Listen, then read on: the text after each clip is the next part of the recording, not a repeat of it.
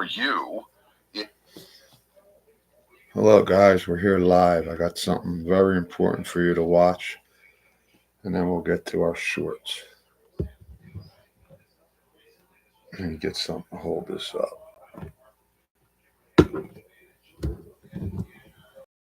Let me go down to it so you can see the video.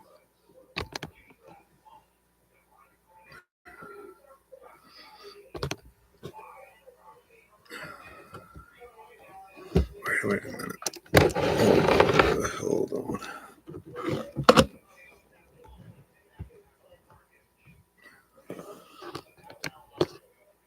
All right. Watch this. Is an awareness of what's going on so that you can be more prepared as to how to react. Watch this bullshit. Pre-act. Is that a word? Pre-act. To preemptively act. I think the word. How to pre-act to be intentional about what's going on in the country in terms of the voting mayhem, the fear, who's stealing this, who's doing that, who's subverting, who's doing these crazy things. And guess what? Something big just happened, something really big, and it could potentially add to the mayhem, the chaos that is completely unnecessary. But there is a big reason why I know there's a lot of people scared. 27 years in politics changed Bob Casey, letting men compete in girls' sports, higher taxes on senior Social Security. After 27 years, we need a change. Bob Casey's gone way too liberal for Pennsylvania.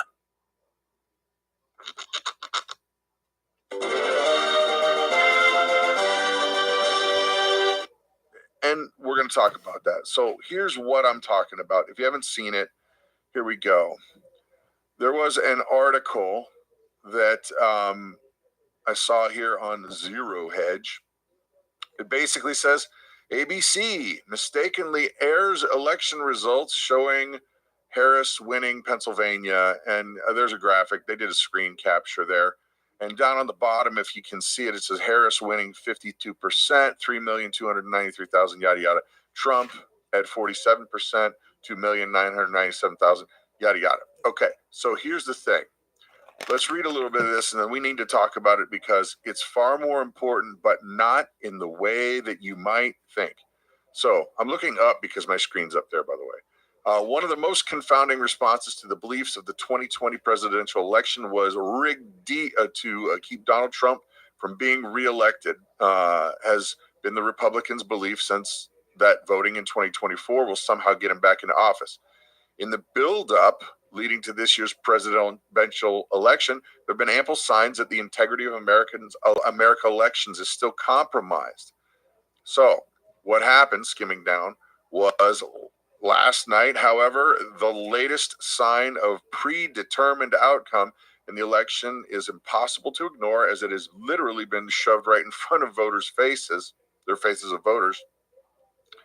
There's been no greater sign of the continued attempts to corrupt the electoral process than what happened during an ABC broadcast of the Formula One race on Sunday. This was in Scranton, Pennsylvania, during Pennsylvania local ABC affiliate WNEP saw the station reporting the results of the presidential election with Kamala Harris winning by 5%. Okay, so here's the scoop, guys. ABC decides they're going to go ahead and throw this graphic up there. Now, you have to decide for yourself whether this was a mistake, a whoopsie, shouldn't have done that, or if it was something else. Now, here's what I want to talk to you about the world I understand, tech world, video production world, broadcast world. I've been in all of these things for a long time. Now, it is not crazy to think that this was a test and an accident. But there's a big but in there, and I mean a big but. Is it possible that they wanted to test out a graphic for when they were actually doing live coverage? Yeah, it's possible. Is it possible that somebody relabeled the wrong Q button? It's possible. Is it possible that somebody whoops threw it up there? Yeah. Is it also possible that they put it up there so that it would get out in the general public's eye, that if it's the exact same numbers, boy, that might be fishy? That's possible too.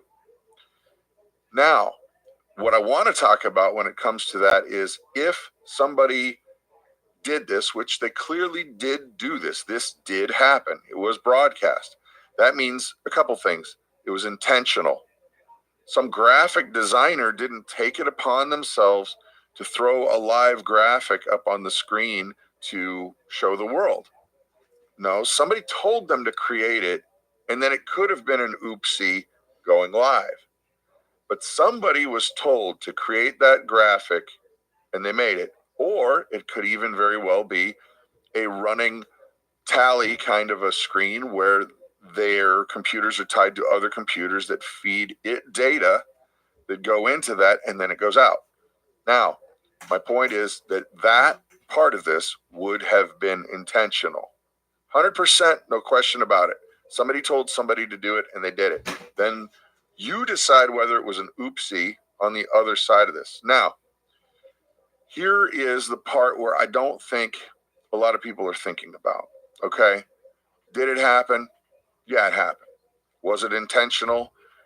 We'll wait and see.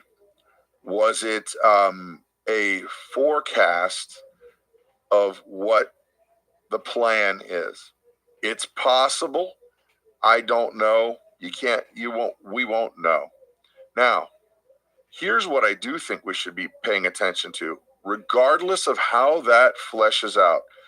Two huge things. I'm going to save the hugerist thing for the second thing of the huge things. Okay? Huge thing 2 coming. Huge thing number 1. Dear Dr. K, I used to think I was never meant to be beautiful. You work within my budget and help me feel confident in the plan we made together.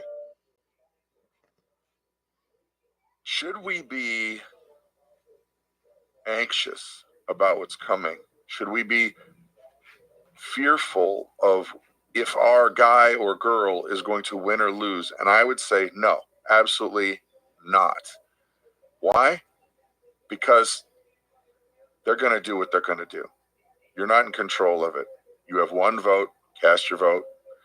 Praise God and thank you that we have some degree of involvement. Outside of that, why would you be afraid? Now, what I would be not anxious or fearful about when it comes to that is not the voting at all. It's what's going to happen afterward. I'm not anxious. I'm not anxious and I'm not fearful, but I can see how people are. We live in a manner that we're always trying to be as prepared for the what if scenarios of life as we can, right? Now, I don't know how the R, the D, the L, M, N, O, P is going to work out, and that's not what this video is about. This video is about what happens after. Okay? That's the thing that I think people need to have their radar up on. It's people that feel that they may have gotten slighted. Their side was not treated fairly. Or their side is all of a sudden going to start crumbling and their way of life is going to go away. And that is based on fear. One side or the other. It's funny because you could look at either side and go, they both are concerned of similar things, but from completely different worldviews. One's over here, one's over there. They're concerned that the other side's going to just somehow crush them and take away everything that they want, love, yada, yada, right? So I'm not anxious or fearful about the election because that's going to be what it is. Do your best. Vote your vote. But after that, there are going to probably be people who are going to feel slighted. And this right here, this doesn't help. This does not help at all because you know what happens? People are automatically going to assume that they got hosed. And maybe it was a mistake and maybe it wasn't. We may never know. But this isn't helpful. So my thought in all of this, guys, my thought in all of this is cast your vote. Don't live in fear. But don't give in to this kind of mentality that it's just a foregone conclusion that everything's going to melt down. Choose not to be a part of that system. Choose not to be a part of the side that says, you know what? I may not like the outcome, so I'm going to rage. I'm not sure that's a good way to be. I don't think it's a good way to be. As a matter of fact, I know it's not a good way to be, which leads me to my second biggest point that I was talking about before. Second biggest point is this: choose not to live in fear. I firmly believe that none of this is taking God, the Almighty Creator, by surprise. He's not up there going, oh my gosh, what are they going to do? Eating popcorn, trying to figure out what's next. No. He's still in control. I still serve him. Many of you do. My suggestion is just try to calm people's fears and remember there's a God above who loves us. Jesus died for us, and we don't have to live in that fear anymore because we know the outcome. And I don't mean the 2024 outcome. We know the outcome of outcomes. So folks, hang in there, pray, dig in with your community, be proactive, but don't live in fear. You guys have an amazing and blessed day. Bye. Trump would cost Americans as much as $3.9 trillion.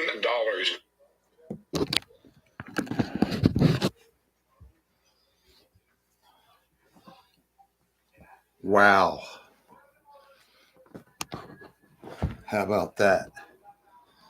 Is that not a shocker or what? Now, we're going to take a break and we will be back.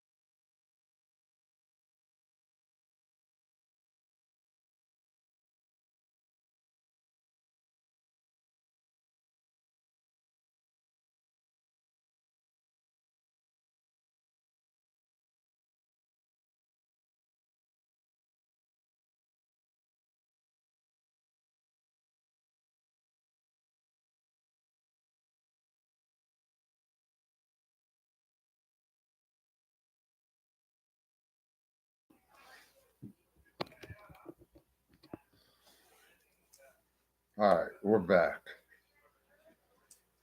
Now everybody saw that video.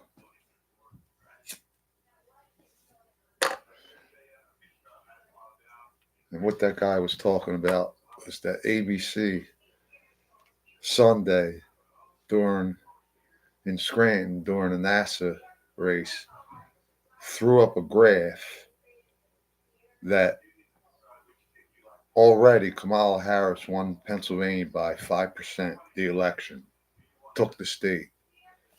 How could that be? 3/4 of the state didn't even vote yet. If election night,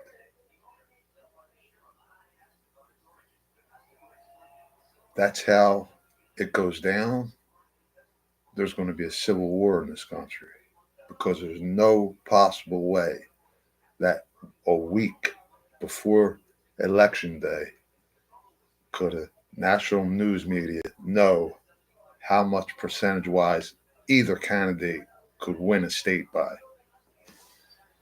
Mark my words. Now let's get to some shorts that I wanted to get to.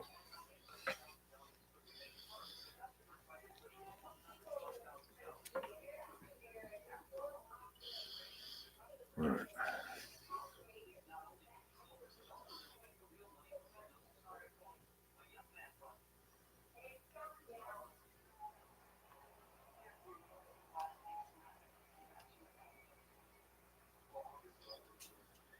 Okay.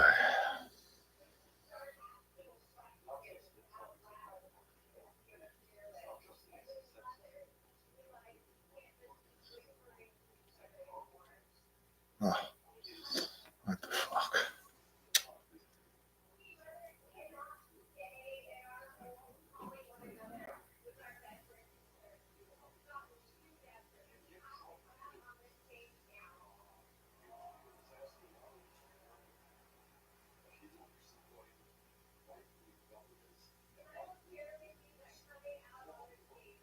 Just give me a minute.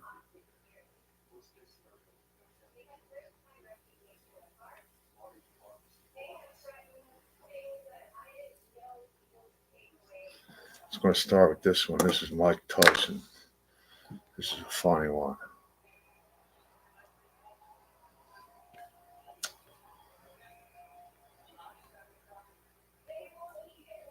Okay, here it goes. I'm voting for Trump. So what somebody gonna do about it? I don't think anybody. I mean, I'm gonna disagree with you. So what? Does it make you feel weird that no? So what? Is that weird to you that people freak out about your opinion? No, they believe I have a lot of followers, but this is my opinion. If I like Donald Trump and I want to vote, I'm gonna do it. So what? What are you gonna do? Beat me up? No, I don't think so. No. I'm voting for Trump. So what somebody gonna do? So I'm voting for Trump. So what somebody gonna do about it? I don't think anybody. I mean, I'm gonna disagree with you. So what? Does it make you feel weird that no? So what? Is that weird to you that people freak out about your opinion? No, they believe I have a lot of followers, but this is my opinion. If I like Donald Trump and I want to vote, I'm going to do it. So what? What are you going to do? Beat me up? No, I don't think so. No. I'm voting for Trump. So what's somebody going to do? That's funny. That's funny. So what's somebody going to do about it? All right, here's the next one. Into one of those huge garbage trucks. For most people. So I said, man, if I don't get up there, this is going to be very embarrassing. These stupid people, they'll say, he's cognitively and physically impaired. And I can't do that when I'm alongside of this great athlete. I got to get up to that. So look, the first day is like up here. I said, shit. So I had the adrenaline going and I made it.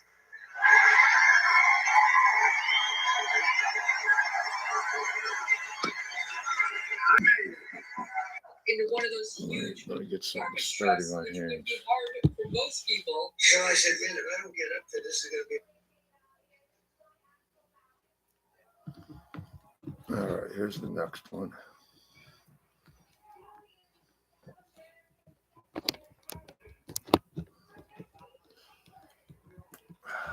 What the fuck? Excuse me. Trying to get the glare out there. There you go.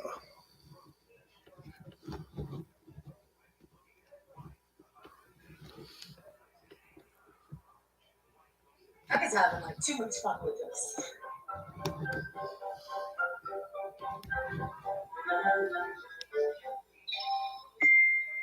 MAGA's having like too much fun with this.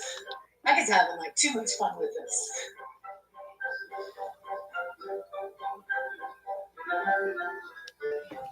Let's get to the next one.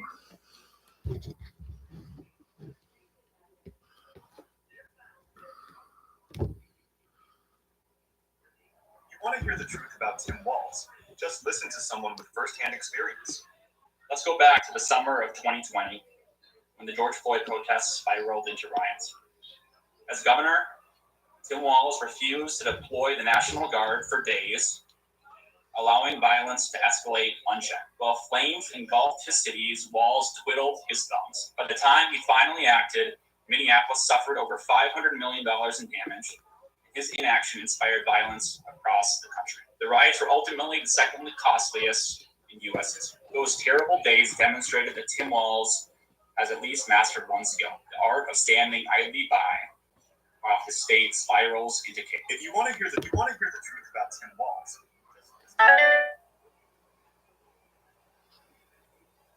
All right, here goes another one. What happened? You were there in the middle of the crowd. I told Kamala that abortion was the sacrament of Satan, and then we were getting heckled at.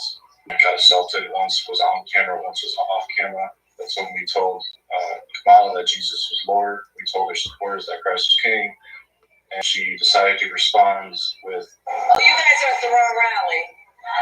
there was a lot of people saying she wasn't talking to us, but when I did turn around in that moment and raise my cross finger, I waved to her. In our video, she does a little head nod to acknowledge me, and she waves back to me. It's not like we called Kamala any slurs or names. It's not like we had any hate speech. We had a simple, much 3 words that Christ was Lord. As Christians, All right. What happened? You were there. Here's the next You one. get taxed on what you own, you get taxed on what you buy, and you get taxed on what you own. And it's like, okay, this is taxes. And then what does it get spent on? A bunch of the stuff gets spent on you don't even agree with. So that's why we need to reduce the size of government and just spend less money and let people keep a lot more of their hard-earned money.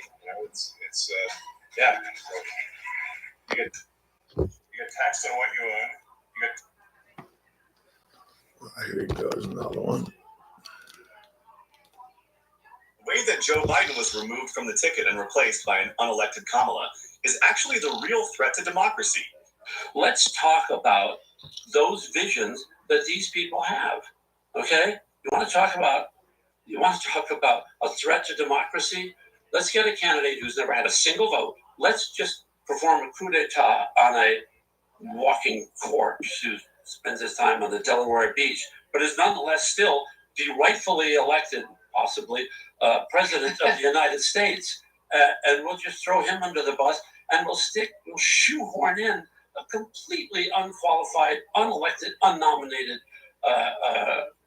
candidate. The way that Joe Biden was removed from All right. Here we go with another one. his narrative instead of knowing the facts. Somehow, the world seems to be dividing between the good guy countries, the democratic countries, and these autocracies. And if your guy gets in, we're going to be on the wrong side of this one. If my guy gets in, I think we'll go back to the time that we had when he was president, which is the only time we didn't start a war and get involved in one. Putin did not invade Ukraine until Biden took over. We had the disastrous withdrawal from Afghanistan, which projected weakness through the world. People understood that we were enfeebled, and that is what was provocative. Weakness is provocative. Trump destabilized these people. They didn't know what to expect of him. Next thing you know, he's bombing Soleimani. Trump did strategic strikes that had people on their heels. They didn't know what he might do to them. This is a perfect example of following the media's narrative. There's another one. Last night, I give you Nora O'Donnell. Here she is last night on the CBS News, and then pulled this campaign stunt, speaking to reporters from a garbage truck. proves that he and his supporters are giving no grace to a gaffe by President Biden, where he, in his explanation, inadvertently called Trump supporters garbage. Wasn't inadvertently. He just dumped the election for Kamala Harris totally now.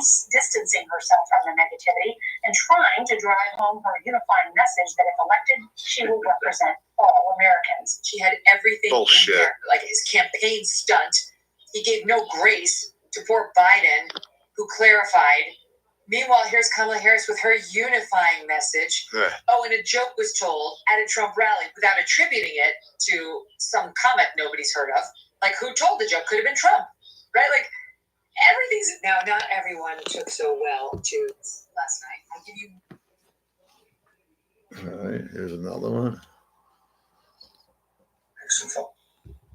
Would you like to ask me questions and then let me answer them, or would you like to debate me on these topics? I noticed that when you had Kamala Harris and Tim Walz, This is how the mainstream media treats to the questions that you asked, and you allowed them to answer the questions. Trump I'm happy advance. to be here to talk about policy, but if you're going to interrupt me every single time that I open my mouth, then why am I even doing this? So please ask a question, and I'd ask you to be polite enough to answer it. Yes, Anna, would you like to ask me questions? Anna, would you like to ask me questions? Here's another one. Facts, or rather the talking points handed to him. And all the people in his administration who said he's a fascist, he wants to be a fascist, he talks like a fascist, his friends are all dictators. I don't care about that at all. Not at all. They've been doing this for every Republican. They get to Trump, and we no longer are listening. Trump has incendiary rhetoric. There's no question. But we have 4 years to judge him by, and the country was going pretty well, unlike the 4 years we've had under these two. Well, I mean, I could argue with that too. This video proves Bill Maher isn't interested in facts.